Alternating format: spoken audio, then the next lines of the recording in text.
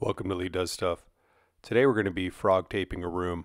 Now I've been working with a designer here, and in this little nook, so basically right here, this little square, we are going to be frog taping and kind of making accent walls. Well, it's all one sort of accent wall, and we're going to take measurements from here to there. So from here all the way to there. We'll take like little measurements so that the frog tape lines up. Because when you put frog tape out, it can sometimes get offline, and so you want to take measurements. So I can leave that to you. It's pretty simple to do. Just measure from the wall to whatever line and make marks. And then when you fan out your frog tape, it'll lay straight. So before we will start painting, realize that frog tape is moisture activated, and what we're going to do is we're going to take a wet rag and we are going to really seal in this tape. Do not overlook this step. This step is extremely important. Frog tape is going to work well regardless, but it'll really seal in, and you're going to get those extra crisp lines if you wet the tape before you start painting. So as you can see, the designer wants 3 different sheen levels but the same color. So we have ceiling paint, we got the wall paint, and we have the trim paint there.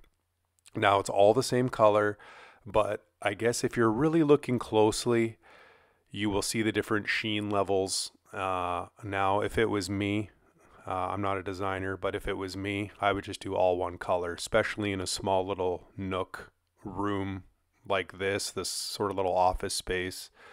You're not really gonna see the difference in a small little cube like this with different sheens in a dark color like this. I just would have saved quite a bit of money and done it all one color. But whatever, this is what the client wants. This is what the designer worked out with the client, so this is what we're gonna do.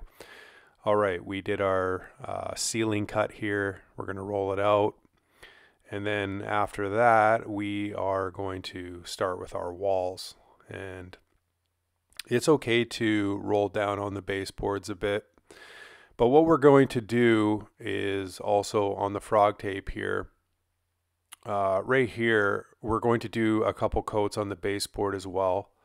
And this is how sort of we cheat. So as long as we get the lines done, see, we don't have to do the rest of the baseboard. As long as we get our couple coats done where the frog tape meets the baseboard and vice versa on the wall, then we can peel it, and then we can, when we paint it, we can just do, we could just like paint short of that line, and everything is going to line up beautifully and perfectly.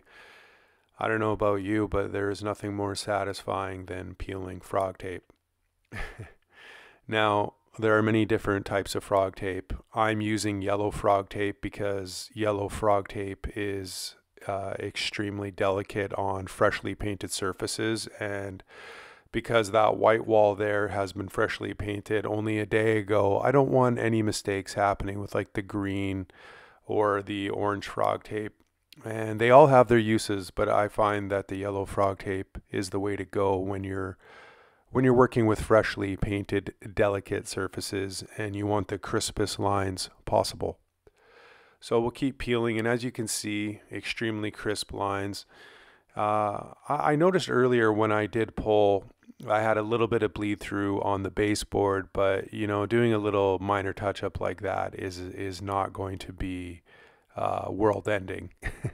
You just want to make sure that your lines on the walls and the ceiling, where you're going to get this illusion of this nook, is done properly, which these lines are extremely crisp and everything is looking really good. Now, as you can see, there's 3 different sheen levels on the baseboard, the walls, and the ceiling. And I mean, honestly, like, can you tell the difference? The surfaces may look different because of the different texture, but really, I mean, you got to be up close to really see the difference. So I think it was a waste of money once again, but you know, here we go. It is what it is. It's their money.